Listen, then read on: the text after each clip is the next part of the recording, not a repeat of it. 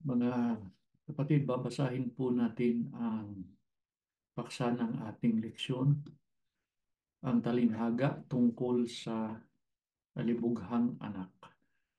Ang alibugha ay iyong tao na inuubos o inaaksaya ang kanyang salapi o mga pag-aari sa mga bagay na hindi kailangan at wala namang kabuluhan. Tumako tayo mga kapatid sa unang bilang. Ano ang isinasaad ng talinhaga tungkol sa alibughang anak? Basahin po natin ang sagot, mga kapatid. May isang ama na may dalawang anak na lalaki na ang nakababatang anak ay hiningi na ang kanyang mamanahin gayong buhay pa siya. Sa kasunod po na bilang, ano ang sinabi ng bunsong anak sa kanyang ama? Ang sagot, basahin po natin. Ama, ibigay mo na sa akin ang mamanahin ko. Sa kasunod po na bilang, tumanggi ba ang ama na ibigay sa kanyang bunsong anak ang hinihingi niyang mana? Ang sagot, hindi. Sa halip ay hinati niya ang kanyang ari-arian at ibinigay sa kanyang bunsong anak ang kanyang bahagi. Sa kasunod po na bilang, ano ang kaagad ay ginawa ng bunsong anak nang natanggap na ang hiningi niyang mana? Ang sagot, pagdaan ng ilang araw, tinipon ng nakababata ang lahat ng kanya at umalis siya patungo sa malayong lupain. Doon ay nilustay niya ang kanyang kabuhayan sa maaksayang pamumuhay. Sa kasunod na bilang, ano ang nangyari pagkalipas ng ilang panahon? Ang sagot ay basahin po natin. Nang maubos na niya ang lahat, nagkaroon ng matinding taggutom sa lupaing iyon. Kaya nagsimula na siyang mangailangan. Sa kasunod po na bilang, ano ang pinagpasyahan niyang gawin upang lunasan ang naranasan niyang matinding gutom? Ang sagot, basahin po natin. Namasukan siya sa isang mamamayan sa lupain yun at ipinadala siya nito sa bukid upang magpakain ng mga baboy. Dahil sa gutom, ay gusto na niyang kainin kahit ang mga pinagbalatan ng gulay na kinakain ng mga baboy. Ngunit wala kahit isa man na nagbigay sa kanya ng anuman. Sa kasunod po na bilang, anong naalala niya samantalang dinaranas niya ang matinding paghihirap at gutom? Ang sagot, basahin po natin. Nang matauhan siya, ay sinabi niya sa kanyang sarili, marami sa mga upahang lingkod ng aking ama ang sobra-sobra sa busog sa pagkain. Samantalang ako rito ay namamatay sa gutom. Sa kasunod na bilang, mga kapatid, ano ang binalak niyang gawin pagkatapos niyang mapaghambing ang kalagayan niya at ng mga upahang lingkod ng kanyang ama? Ang sagot, babalik ako sa aking ama at sasabihin kong, Ama, nagkasala ako laban sa langit at laban sa iyo. Hindi na ako karapat-dapat tawaging iyong anak. Ituring mo ako bilang isa sa iyong mga upahang lingkod. Kaya siya ay tumindig at umuwi sa kanyang ama. Sa kasunod na bilang, ano ang kaagad ay ginawa ng ama nang makita niyang bumalik ang kanyang bunsong anak? Ang sagot, Malayo pa lang siya, ay natanaw na siya ng kanyang ama at labis itong naawa sa kanya. Tumakbo ito sa kanya, niyakap siya at inalikan. Kasunod na bilang, ano ang sinabi ng anak sa kanyang ama, samantalang siya ay niyayakap at hinahagkan? Ang sagot, Ama, nagkasala ako laban sa langit at laban sa iyo. Hindi na ako karapat-dapat tawaging iyong anak. Sa kasunod na bilang, mga kapatid, anong ginawa ng ama nang marinig ang kanyang anak na nagsisi sa nagawang kasalanan? Ang sagot, sinabi ng ama sa kanyang mga lingkod, magmadali kayo.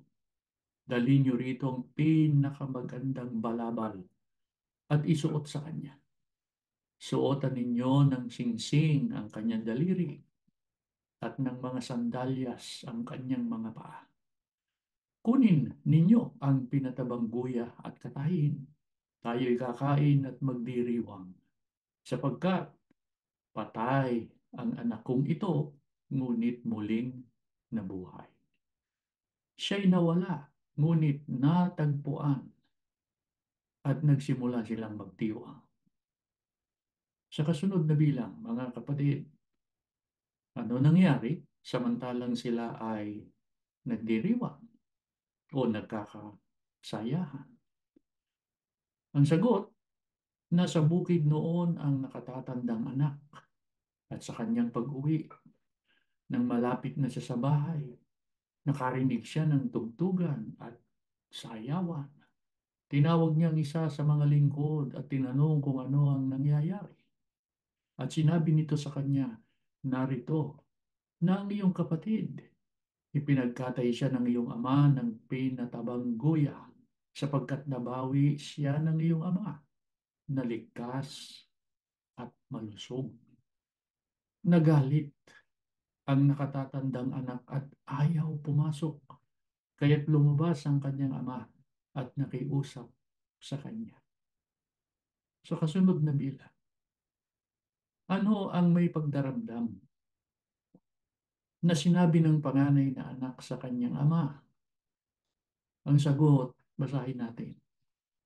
Nakikita po ninyo na maraming taon na akong naglilingkod sa inyo at hindi ko sinuway kailanman ang inyong utos. Ngunit hindi ninyo ako binigyan ng kahit isang kambing upang makipagsaya ako sa aking mga kaibigan. Subalit nang bumalik ang anak mong ito na naglustay ng iyong kabuhayan sa masamang pamumuhay, ipinagkatay mo pa siya ng pinatabang buya. Sa kasunod na bilang, ano ang mahinahong isinagot ng ama sa kanyang panganay na anak upang palubagin ang kanyang kalooban at ikayatin siyang tanggapin ng kanyang kapatid sa halip na siya ay kamuhian? Ang sagot, anak, lagi kitang kapiling at sa iyo ang lahat ng sa akin. Ngunit nararapat lamang tayong magsaya at magalak sapagkat patay ang kapatid mong ito, ngunit muling nabuhay. Siya'y nawala, ngunit natagpuan. Mga kapatid, sa talinhagang ito, ang ama ay kumakatawan sa Ama Diyos na nasa langit. Ipinakikita sa talinhaga kung gaano kamahabagin ang Diyos sa bawat isa sa atin na mga anak niya, na kahit lumayo tayo sa Kanya, nabuhay sa kasalanan, ay tatanggapin pa rin niya kung matututo tayong magsisi at magbalik loob sa Kanya. Pero sino yung tunay na nagsisisi at nanunumbalik sa Diyos, na tiyak na patatawarin at tatanggapin? Ito ay yaong nilisan o iniwan na ang lahat ng masamang lakad at ang likong pag-iisip. Ang gayon ang kaawaan ng Diyos at patatawarin sa gana. At yan ay mababasa natin sa Isayas 55, talatang 7. Mga kapatid, yan ang ating leksyon. At bago tayo manalangin, ay basahin natin muli ang paksa ng ating tinalakay. Ang talinhaga tungkol sa alibughang anak. Tumayo po kayo at tayo'y mananalangin. Panginoon po namin Diyos, salamat po ng marami sa iyo sa ganitong mga pagkakataon ay patuloy na nananariwa sa amin ang iyong mga dakilang katotohanan na aming tinanggap na mula nang kami tawagin mo sa kahalalang ito. Salamat po sa mga pagsamba namin na dito palaging natuturuan kami na ipapaalaala sa aming tuwina ang mga dalisay na aral mo na dapat naming pahalagahan, panatilihan, dapat naming sundin hanggang sa dumating na ang araw ng kawakasan. Sama-sama po naming ipinagmamakaawa sa iyo na patuloy kaming basbasan, patuloy kaming tulungan, mamuhay ng ayon sa iyong kalooban sa lahat ng panahon ng aming buhay. Lalo na po sa yugtong ito ng aming mga paglalakbay, na kung saan dinadalisay mo ang pananampalataya ng iyong mga hinirang upang ang makapasa sa mga pagsubok, makarating sa kadalisayan, ay magmamana ng pangakong kaligtasan. Hindi namin ito magagawa sa ganang aming sarili, sapagkat kami mapagkulang. Maawa ka na lang sa amin, Ama. Ibiyaya mong lakas ang banal na takot sa iyo upang sa tuwina makapamuhay kaming may kabanalan. Pagpalain mong mga magulang, tulungan mo maging mabisang kasangkapan sa pag-akay sa kanilang mga anak na manatiling tapat sa iyo at sa iyong mga kalooban.